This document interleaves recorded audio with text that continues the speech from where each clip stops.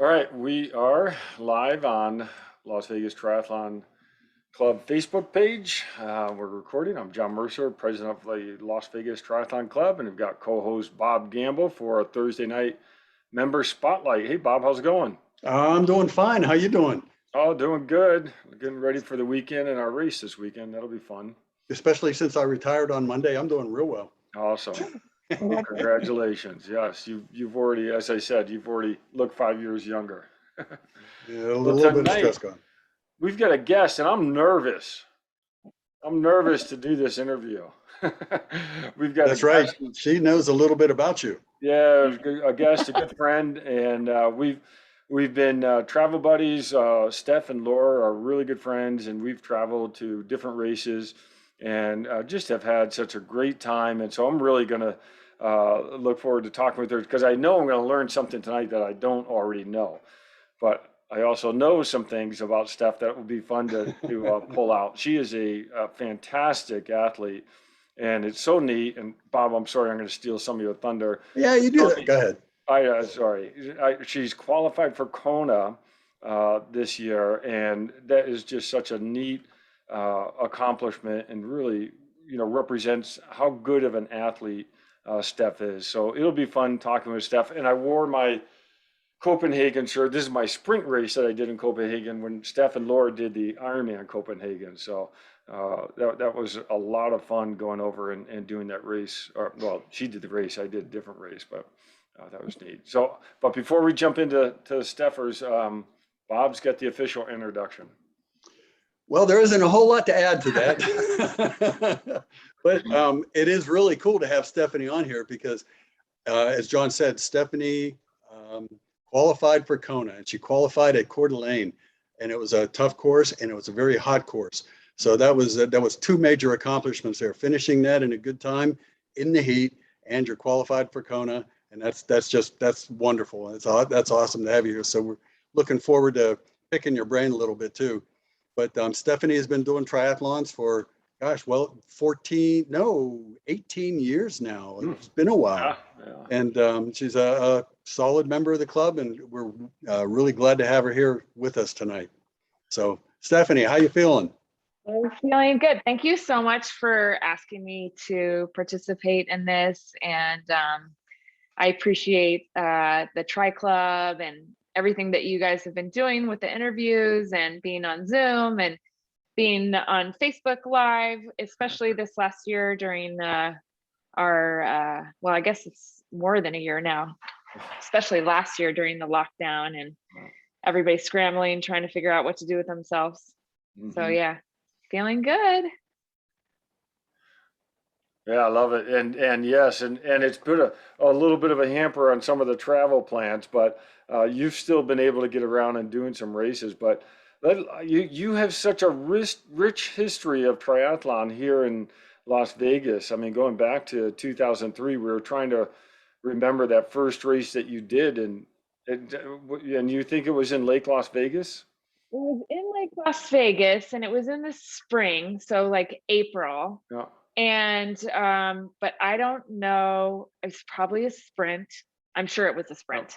Our first one. And I was doing it with my friend Sandy, who at the time, I have to tell this funny story. So before doing this triathlon, I started training for my first triathlon actually in 1993.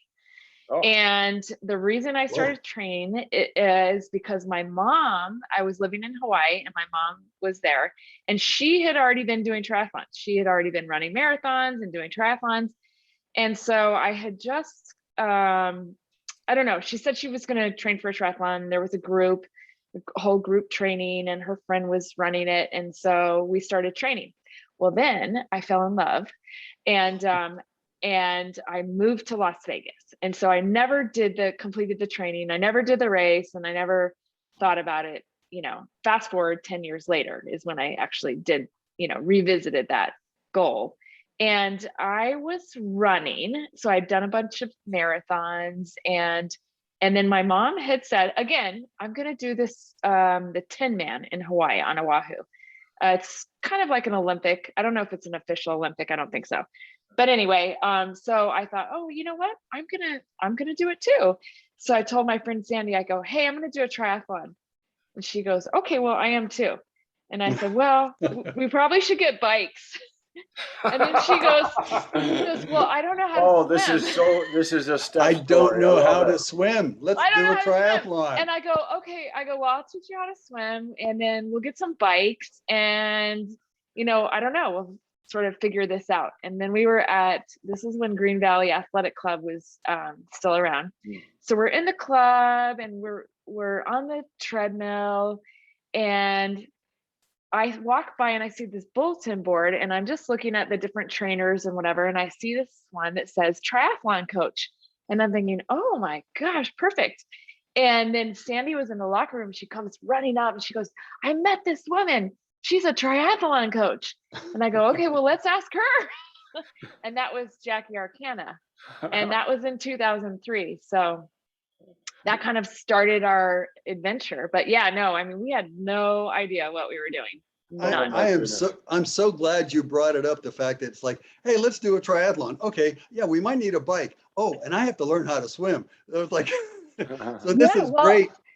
Sandy started, she's not really doing triathlons anymore, but when we started, she literally could not go across the 25-yard pool. And she did Ironman Coeur d'Alene 2 years later. Oh, wow. That is so important for everybody to hear, is the fact that you don't have to, you don't have to be a stellar, accomplished athlete to get into triathlon, to get into the sport. You can start anywhere. Anywhere, anytime. But hold on. Steph, her background, and tell us your background in swimming, because you are a stellar swimmer. Well, I mean, I grew up swimming competitively, but I actually started very late for swim team. I started when I was 12. And, normally I start much younger, and here's the thing, I was living in Japan at the time. My dad was in the military. And my friend, she said, we're going to join the swim team. I'm like, okay. So we joined the swim team. We are the worst. We are the slowest, the worst, terrible. We're terrible. And so in the off season, we decided to join a Japanese swim team off the base where we were living, because our friend, he was very good. And so we show up. Now they put us with the 5-year-olds and 6-year-olds. And now at this time, we're like 13 years old. We were terrible. But after that season, we got really good, and we came back, and then we were in the top, front of the lane. And so that sort of started it. And I swam through high school, So yeah. So that's I came with a swimming background. But your friend didn't, is what I was getting at, is the fact that your friend, that's amazing. She did not know how to swim, and she ended up doing sprints, Olympics, and ultimately an Ironman. Mm. Yeah, that's great. That's all right. Cool. So tell us about that first race. So you really were just signing up for this, not knowing exactly what was involved, but you already were, I'm sure you were confident about your swim. You didn't have a bike. I mean, how do you remember that first race? I don't, I don't really remember it much. I just remember that we were nervous, and, we ended up going across town and buying some Trek road bikes, and we got the same ones. And then we, figured out we should probably put some aero bars on there. And actually around the same time is when Mel was just starting out too. So that was, something amazing that, you can start at any age and in any shape. And Joe started, and when Joe started, I mean, none of us, we didn't know anything. We were, just eyes wide open, trying to figure things out. Oh, that's cool. And yeah, so Mel Kronberger, Joe, I'm drawing a blank on Joe's last name, but these were, iconic racers here in town. So, all right. So, but you finished that first one then. So then what happened? I mean, did you just start, did you enjoy the first race enough that? Loved it. So then, we just started signing up for all kinds of races. And I was hanging out with Jackie. And Jackie at this time was already coaching and racing. And so whatever she was doing, I was like, okay, I'll do that. I'll do that. But But one of the things that happened, so in 2004, she was training for an Ironman. And so I told her, I go, hey, I'll just, I'll do all the training with you, but I'm not going to do an Ironman because I was afraid of that distance. And I think I don't even know if I did a half at this point. I was just doing kind of sprint and Olympics. But I said, I'll just do all the training with you, and then I'll sign up for a marathon somewhere. And so I did the Seattle Marathon with all my Ironman training that I was doing with her. And and that's kind of the story of my life, right? I just like, oh, I'll do that. Or yeah, somebody has an idea, and I just, I'm like, okay. So it did take me, I did my first Ironman in 2005 in Coeur d'Alene. So, but that before you go any further past that, you did a marathon on triathlon training. What was that? How did that contribute, and what was it like instead of just doing running training? It was amazing. So one of the things that I found is that when I went from just running into triathlon and doing the 3 sports, I got so much faster running, and I started feeling better physically, and it sort of balanced everything out. So why do you think that was? I think just changing up the sport and changing the muscles and not running so much and not having so much, just straight up pounding. So I thought it improved my running, actually. That's good to know too. I mean, the swimming, the swimming has to build your engine, and as far as the biking too, the strength. So I could see that. Yeah. Well, I think, Steph, I know you have this quiet confidence about your athletic ability and your endurance ability, and that's what's so much fun being around you, is that you do this where someone will say, "Oh, I'm going to go do this," and you're like, "Yeah, I'll go do that with you." It's so neat. Well, sort of walk us through the progression from your first race to where you started doing these Ironman races. Well, so finally I did a half Ironman, and I think the first one I did was Wildflower back in the day, and pretty sure that was my first half. And I did that, and then I was like, okay, I did it. Here's the thing: when I started out, I was not good on the bike at all. I could hardly pedal. I would do a race where I would like pedal, and then I would coast, pedal and coast, and pedal and then coast. I could not continuously pedal. So one of my goals was to complete a race where I actually pedaled the whole time. It was just, I found the biking so hard in those first beginning years, so hard. So then I decided, you know what? I'm going to do an Ironman. We picked Coeur d'Alene. And so then a whole group of us, so Mel and Joe, and then my friend Sandy, and then I got 2 guys I work with. I was like, hey, I'm going to do a triathlon. And they're like, oh, I go, yeah, we're going to do an Ironman. Okay. So they've done nothing, by the way. And then they signed up also. So oh, wait, did they do it? Did they finish that? Oh, they did. Yeah. Oh my goodness. We all finished. And so then I was like, oh, this is so great. And so then I promptly signed up for another one the next year. I think Joe and Mel started doing a couple of years, but I was working, and I just as a waitress at Nobu, and it was hard. I was working all night and then trying to still get off at 1, and then these guys were going out to ride at like 5, and I was crazy. So I did one in 2005 and 6 and 7. And I think I had kind of a attitude of like, that doesn't apply to me. So I was not very smart. I wasn't taking like rest days and recovery, and I just was going crazy. And then I did Silverman in 2009. Yeah. Okay. Yeah. That was one of the better years for weather too, wasn't it? Because I think that was a decent year. Yeah, it was great. Now I went into that, I was very, very sick. Oh, I had no. traveled all around the world, and I had gotten a parasite. And but I decided, nope, I committed, I'm doing it. Yeah. And so I did the race anyway. And anyway, I took a 9-year break from Ironman after that. Well, that's Yeah. partly Covered. Silverman and partly the health issues going into Oh, it. it was, yeah, it was the health. It just took me, I shouldn't have done it actually. So some things I've learned, it's taken me a long time. Well, Okay, I so hold on a think second. I'm learning. See, this is the thing that I know about you is that you're quite a humble athlete, and like I said, you have this quiet confidence about you. You just you jammed in like I don't know how much race experience in that period of time, and you just sort of yeah, that was that.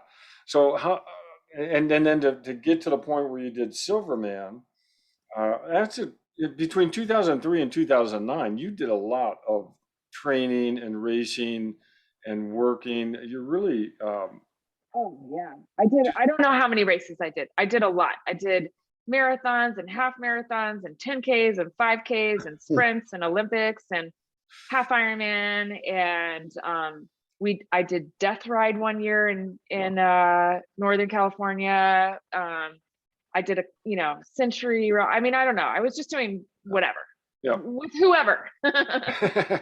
Okay, so You know. what do you okay, looking back on that time now, how are you doing things either similar or different? One, I know you're committed, you're dedicated to the sport, and I know when you sign up for something, I know you're going to do it. It doesn't matter what's happening.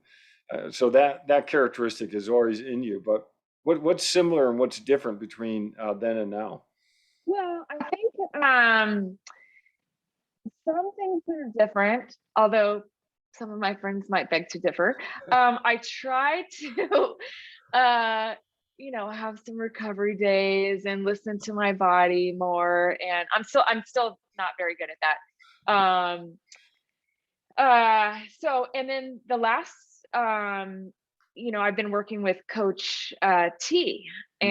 and that's really been amazing for me. Having somebody else put together the training and really, be the second set of eyes and ears and to help me when I don't have my off switch. Mhm. Like I'm gonna Yeah. and then she's like, I don't think that's a good idea.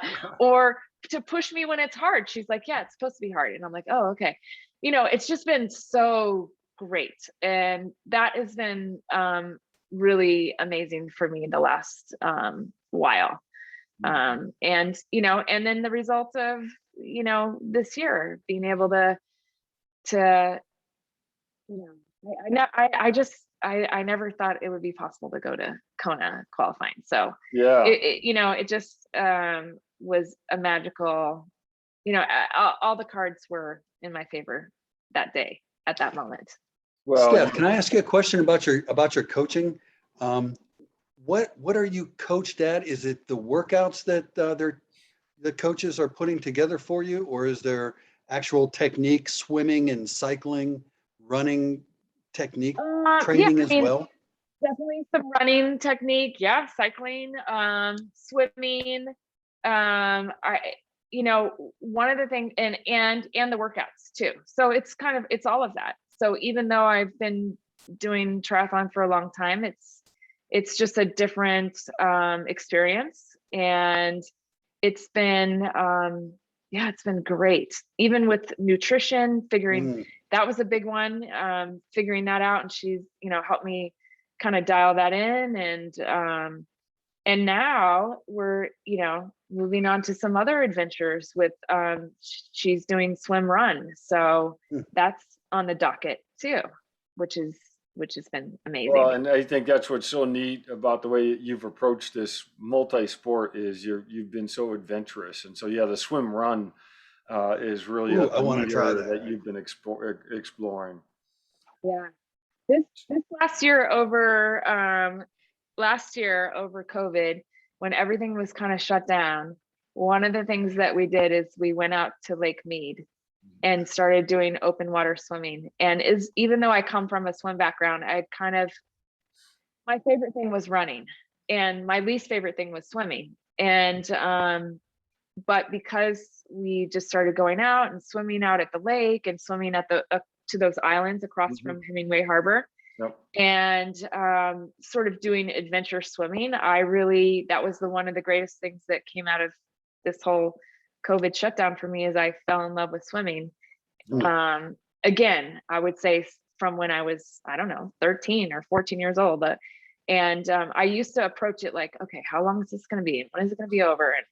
And then it just, I don't know, it was really great. So Something that you want to do instead of that you have to do. Yeah.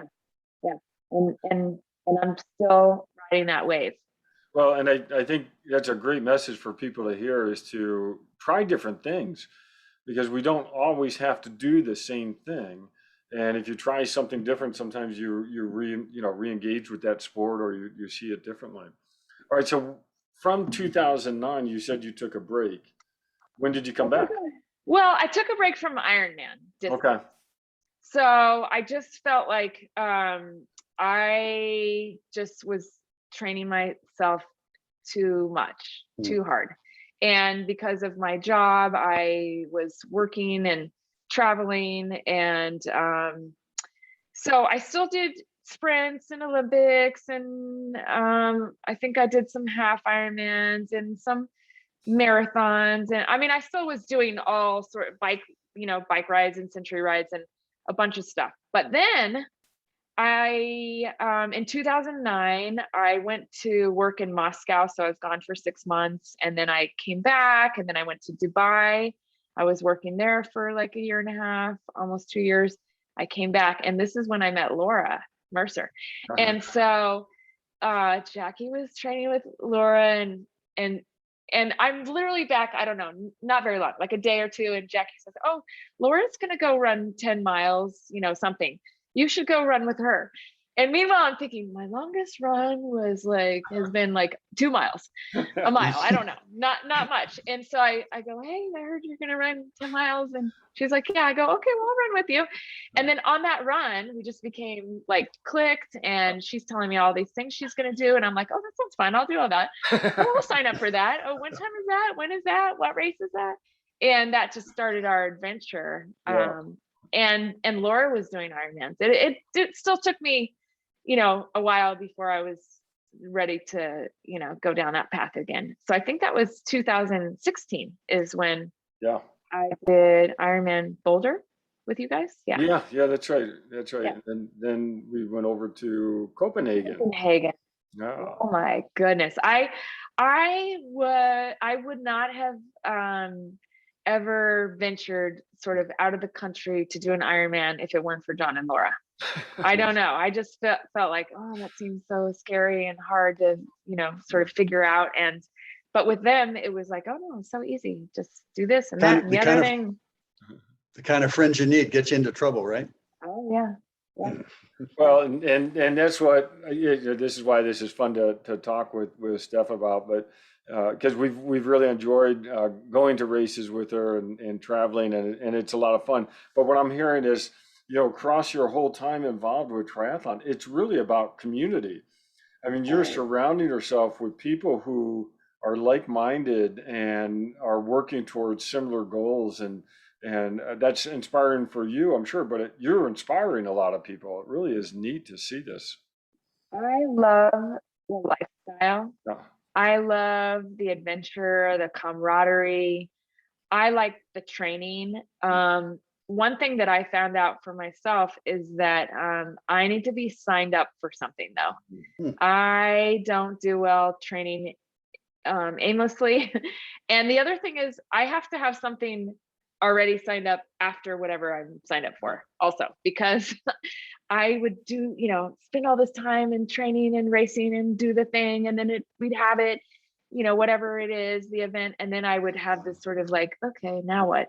And so sort of a post race letdown or something. And so I don't do that anymore. And so so consequently, I'm signed up for lots of things already. It's the most dangerous time to be around Steffi is right after a race, and take the credit card and the internet away from her at that point, because she's signing up for things. What's next? Oh my gosh, I'm completely like booked up for next year already. It's crazy. Yeah, it is great, but I think that's that's why I love going to races with you, because you have this, like I said, this quiet confidence, and that sort of, bleeds off to everyone around you. And it just is really, really neat to be part of that community that you're in. So what is your next race, sir? So let's see.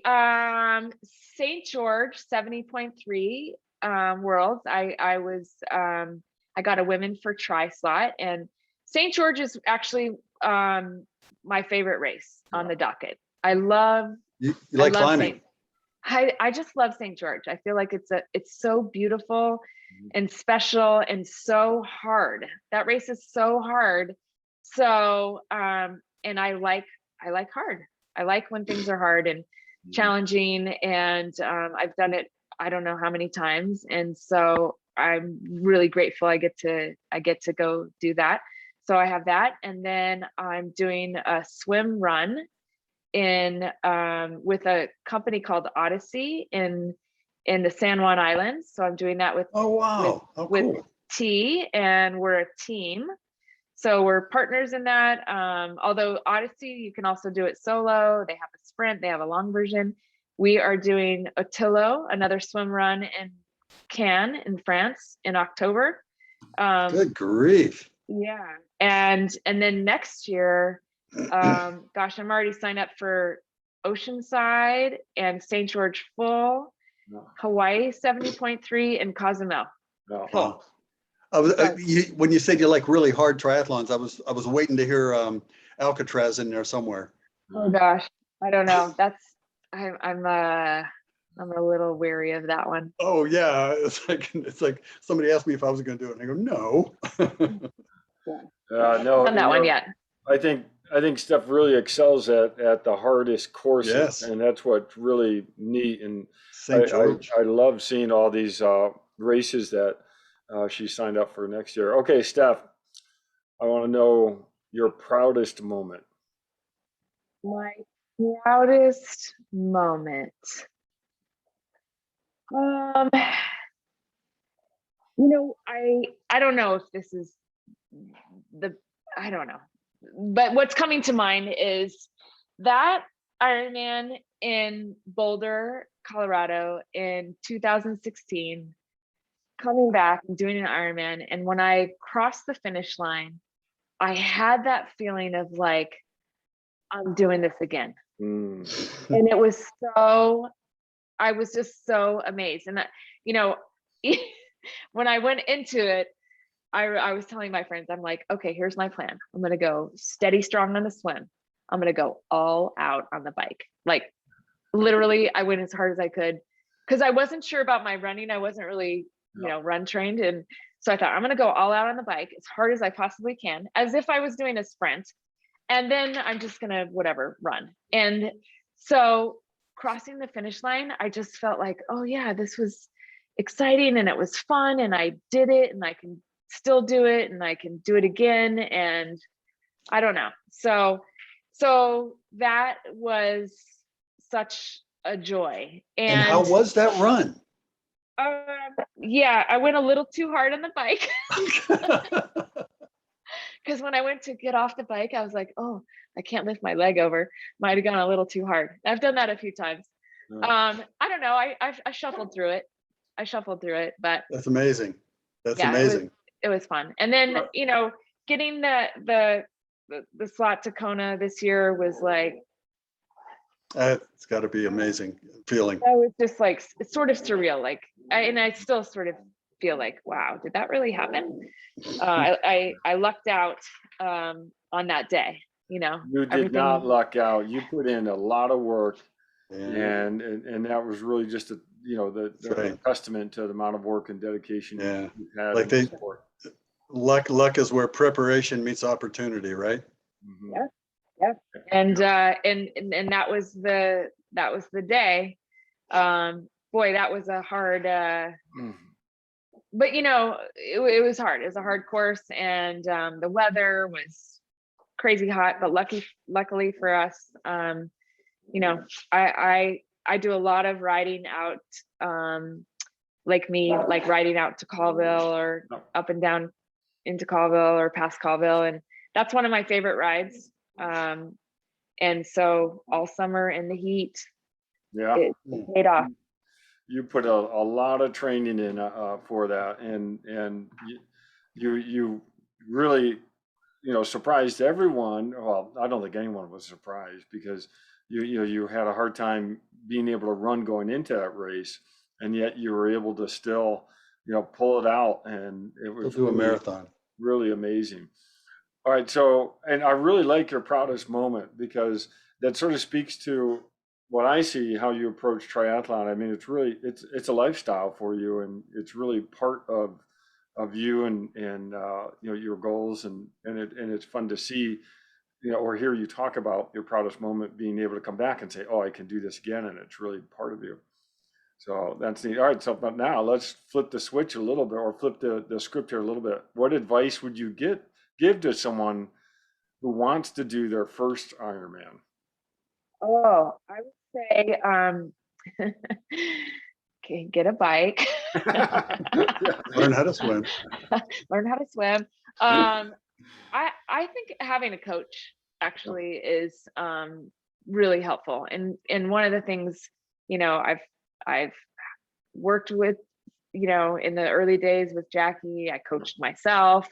And now, being coached by T's, it's been good and helpful, and having somebody else, being able to guide and direct, and then I think finding community, and I think that's really what it is. I think that's my favorite part about doing all this is even though it can be a lonely sport, you're doing it solo, right? Nobody else is swimming for you or pushing you on the bike, or you're doing it. You have to do it, but doing it with a group and with people and friends. And I think that having the Tri Club here is such a great resource for people that want to get involved and meet people. And there's so many people in town now that do this, to be able to, find your tribe and find who you click with, and do it together, because that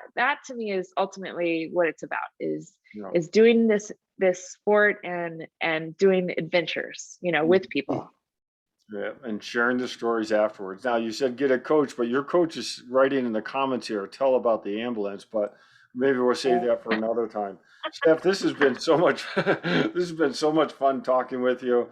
I've said, I've enjoyed going to races with you. You just have this neat confidence about you that really spills over to everybody else, and it's just a lot of fun, and just neat that you're a part of the community, and you're a big part. So thanks for doing this talk. It's really been enjoyable. That's been Thank fun. you. It's been fun and enlightening at the same time. Thanks. And I just want to say one more thing, that, even through setbacks and injuries, and I've had all of those things, you can still participate and come back, so. Good to know. That's a great message. Yes. That's awesome. All right. Thanks so much. Have a nice evening. Yeah, thank you for doing this, Stefanie. Thanks, everyone.